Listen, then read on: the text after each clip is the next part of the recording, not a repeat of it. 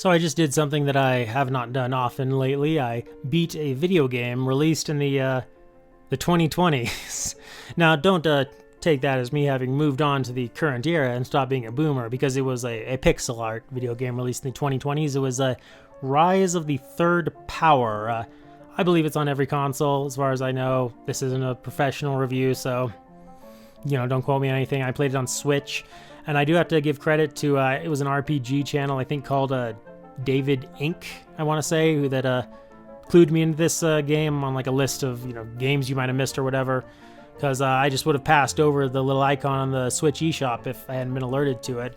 But yeah, this is unlike a lot of there is kind of a trend of trying to do the classic style JRPGs, kind of like these Final Fantasy Dragon Quest style things, but most of them are these real cheap indie efforts with very lazy kind of just Dragon Quest regurgitation battle systems. They're usually very short, very generic plots, and a lot of times even the art style doesn't quite work together. Like there'll be old school pixel art with more modern portraits. Rise of the Third Power is a little that too, but this one was different, and it jumped out at me because it was actually an attempt at, one, unlike a lot of those games, it has kind of a unique battle system that incorporates some elements of strategy and puzzle, and there's good and bad points to it that I'll discuss. But two is actually, this is a full-ass length RPG. This is a full, like, Final Fantasy VI Chrono Trigger length classic style JRPG with just like the good old days kind of Super Nintendo feel to it.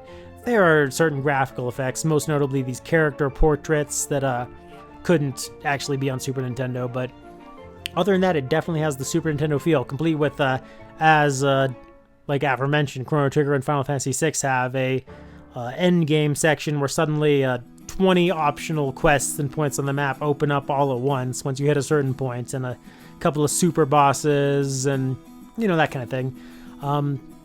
The plot basically concerns, it's interesting. It does take place in a secondary fantasy world with magic and monsters, but it's like say Final Fantasy VI. It's a little more steampunky technology. There's like some there's pistols and stuff, but definitely a medieval flavor to it. Inspired by kind of the pre-World War II European situation, I guess it says. You got three main nations: Carinthia, this like a kingdom. Tariq seems a little bit kind of Middle Eastern-y to the south of that, and way to the north across the sea, the snowy land of Arcadia, and their emperor Noriskov is obviously kind of our Russia stand-in. They're kind of the antagonists with Carinthia and Tariq, kind of in a tense alliance against them that's kind of faded by the beginning of the game. Our kind of main characters are a pirate guy named Rowan, who has basically the personality of Locke from FF6, kind of like a swaggering, kind of treasure huntery guy, thief guy, and mixed with the character arc of Cloud from Final Fantasy VII, which is he starts out, I'm just in this for the money, I don't care about any of this, I'm not the good guy, I'm just doing a job. But of course we all know that he's going to, come to care and get emotionally involved in the plot about it later on. And his little sidekick, a feisty little girl with a cute little portrait with little midriff, Karina. And they kidnap, as the spirit of Garnet / Dagger from Final Fantasy IX, they kidnap a princess, Ariel from Carinthia in the beginning. And she starts as their captor, but gradually kind of becomes part of their plot to try to prevent war and help with these alliances. Despite taking place in a world of magic and monsters and whatnot in fantasy realm, the plot is it's more about kind of political alliances, trying to maneuver. There's like some royal assassination, some twists, Game of Thrones-esque stuff where such and such was actually backstabbing their own house. We had to forge alliances with other kingdoms, try to usurp this throne, right? Try to make an alliance with this Senate in Tariq, So it's all about that kind of thing, gathering evidence of like wrongdoings, and so it's almost a quote-unquote realistic plot within kind of a fantasy world. There are other characters too, but most of them are kind of, there's like a prince, there's a general guy, Rashim from Tariq, this lady Natasha from Arcadia, who's kind of turned against Noriskov, who she helped rise to the throne, and a few others. And the dialogue is, it's almost maybe a little bit too comedic at points, but it does do a good job giving the characters disparate personalities. You can basically see where the character arcs are going, more or less, but that's okay. I mean, it's a JRPG. I mean, I don't even mind if I'm necessarily watching a TV show or reading a novel and I can see where the character arcs are going. I care less when it comes to a JRPG, right?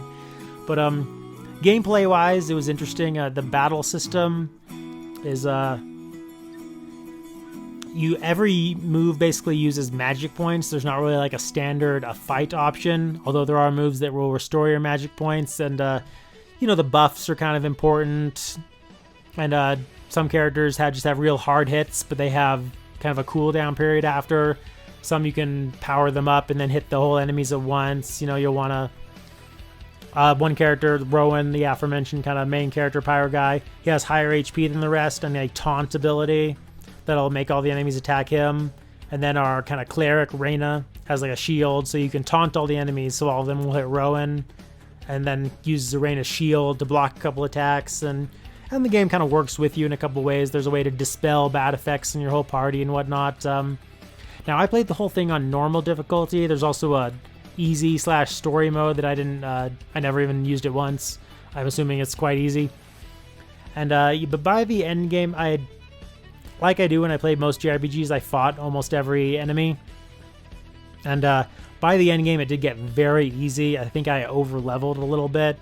I actually switched from normal to hard for the last little dungeon area, this mountain, and the final bosses. And I still beat him on my first try. I still didn't die. So I don't know if I ever decide to play this game again, which, spoiler alert, I did like it very much. I don't know, maybe I would even try the master mode. I never tried it. I don't know how hard it is. I don't know if it makes every single enemy like trying to fight Emerald Weapon or something. But the dungeon design was mostly pretty good. It was maybe a little too reliant on trying to get these keys, like every dungeon, it seems like, which includes actual dungeons in towns. Also, there's caves, there's outdoor dungeons, there's some in a jungle, there's an Arcadian town that kind of becomes a whole dungeon in and of itself. Most of them have like a bronze locks, silver locks, and gold locks, and you'll have to first battle your way through here, maybe solve a small puzzle, fight a little mini boss to get a bronze key that'll let you open the bronze locks. In there, you'll eventually find silver keys, and so on and so forth. So it's kind of a basic gameplay loop. I wouldn't say the dungeons are quite as creative as, say, Lufia 2, but they're certainly not below like the standards of like a Final Fantasy 4 or 5 by any means. They probably put a little more creativity into it than that. And what I did really love was the visual aesthetic. I'm a sucker for the pixel art thing. I should probably do a commentary specifically on the fact that I have no resistance to well-done pixel art, which this game definitely has. It's very beautiful. It's from the same makers as the game Aura Fell, I believe. But I didn't like that one quite as much because I didn't think it directed you as well through its world. I never actually finished it, and the battle system felt a little more basic. But this battle system was a lot more creative, and you find yourself thinking a lot about exactly which characters work against which different groups of enemies. But like I said, on normal difficulty, at least, it got very easy by the end game.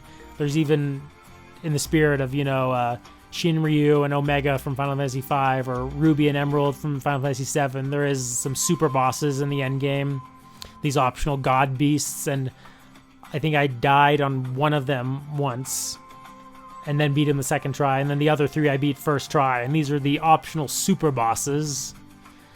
So I think I could have over-leveled, like I said, but if I try to play the game again, I might try in Master Mode. The music is it's catchy. I don't think the battle theme had quite the intensity and memorability as some of like the Nobuo Uematsu Super Nintendo RPG themes by any means, but it was catchy. The town themes are nice. I did really I liked exploring the towns. Sometimes I thought a few of them could be a little too large, which is maybe more realistic. And speaking, I mentioned the plots maybe a little more realistic. Some of the towns had a ton of houses that didn't really do anything. And you talk to the NPCs. There's a lot of funny jokes. There's a lot of funny little gags and lots to explore. some of the towns were a little confusing, and sometimes the stretches between dungeons were a little long. But at the same time, when you get back in the dungeon, finally, you're like, oh, I'm glad to be fighting again. And yeah, but it was just kind of nice. I like the map system. It was obviously, it reminded me very much of Chrono Trigger, in that you have when you go to the world map, you have the tiny little sprites of your characters, and you can walk to the next destination with no battles on that map. And I also liked that it's always silly when you're playing the old JRPGs when the entire world map, you can fly over it with an airship or a ship in like 1 minute. It's like, what is this, a planet like a quarter the size of Pluto? What's going on here? But this one kind of remedies that by it never suggests this section of the map we explore, the Arcadia, Sarinthia, Tariq kind of little area, is the entire map of this world. It's just a continent or region called Rin, and it doesn't even extend all the way down. The maps go out to the side, and it implies in what I think is a more realistic and convincing fashion that this is one little section of the map, like kind of like how Game of Thrones, Westeros is not all of that world, and we know that. It's the same thing here. We know that it's this little section of the world, right? But overall, it was a good mix of elements. I love the graphics and aesthetic. The plot was engaging enough. When I play a JRPG, I admit I'm usually like listening to podcasts or like YouTube videos at the same time, unless it's like a real long dialogue scene. But the dialogue scenes, speaking of that, they were almost always about the right length. I never got annoyed with them. There was one sequence where they were like debating in like a Tariqian Senate, trying to prove that Ariel was who she said she was. That kind of ran on a little long for me. But other than that, there's probably, it's a JRPG, so there's probably 30, 40 other kind of dialogue, cutscene sequences in the game, and for the most part, I enjoyed all of it. And then kind of I guess maybe I would mention a spoiler alert for the ending, where it gets to. Eventually you end up on this mountain in Arcadia. You've teamed up with the Arcadian prince Gage, and you're trying to get these people who name the king, or the emperor, or whatever, of Arcadia to name Gage over his father Noriskov. And it was interesting. It was a very low-key kind of ending compared to what you're used to by the JRPG standards. There wasn't like the entire world will be destroyed. There wasn't a villain giving a monologue about how I will eliminate all existence and create a monument to nothingness and a million years of darkness if I win. It was basically just the antagonist we thought it was going to be through the game, Noriskov, just trying to maintain his throne. And even then he wasn't trying to do mass. Like, the worst thing he does is like he kills one of his henchmen who questions him, right? He's like, I regret that I have to do this. I would have spared you, We could have had peace under my terms, right? So I have to kill my son now. And it's kind of like, almost like and the final battle of the game is basically just kind of skirmish on top of the mountain, like between your guys and Noriskov and his witch. And it's all kind of like low-key. And then the funniest thing is that he actually gets away at the end of the game. The main villain gets away. Noriskov isn't even killed. He escapes once Gage takes the crown, and Gage and Ariel are like married. And yeah, so it's kind of it's funny. I don't know if it was setting up a sequel or what. Yeah, it's kind of interesting how like low-key the ending was. I assume that's intentional, really. What else is there to mention about the game? Oh yeah, so the equipment, I think it's nice that it eschews some of the annoying. You don't have to go to every town and re-buy a bunch of new armor and weapons. Pretty much, in terms of weapons, every character really only has like 2 in the entire game that alternate kind of. Each one will make certain abilities more and less powerful.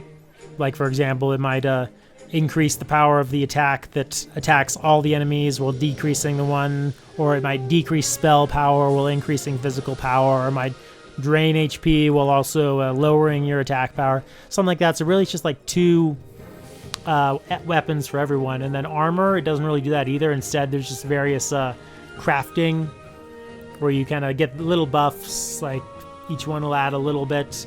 And it's a pretty well done system. A lot of your money doesn't come from farming enemies, but from finding treasures and selling them. So it's just these little tweaks to the JRPG formula. It's also a slightly foul-mouthed game, which I enjoyed. I don't think they ever say fuck in it, but they drop the S bomb a lot. They say damn, they say ass. There's when like a characters are gonna Rowan sleeps with this lady and they don't they don't show it, you know, they don't show like a pixelated dick going into a pixelated pussy or anything, but they just flat out say like you slept with her, you know. So it's like just that tiny bit more adult, you know. It's like a PG, it's like a what would have been a PG-13 movie, you know. It's just that little extra zest, you know, and I like that. I like that. Not adult by any means. Like I said, there's not nudity. We're not dropping F-bombs, but it's just, it doesn't feel like targeted just at little kids, you know. Not that obviously like a 10-year, I think a 10 or 12-year-old could play it, you know. But it's just that little extra something, and I don't mind that. I don't mind that. So overall, but it was just kind of a pretty cool game, and I'm just a sucker for that old school JRPG aesthetic, and this one did it for me in a way that most other attempts at the neo-retro JRPG haven't. So if you like Chrono Trigger, for example, I would definitely recommend this. It's has its issues, but it's not like a fake game, you know. It's not like a lot of these other kind of bullshit, sort of like half-assed indie faux JRPGs. It's the real deal, you know. It's a full-length game that if you're like me and you can find like an hour or two a day, most days to play, it'll occupy your time for a month or more. So, yep, Rise of the Third Power. I recommend it. Very cool game. Very cool retro faux JRPG.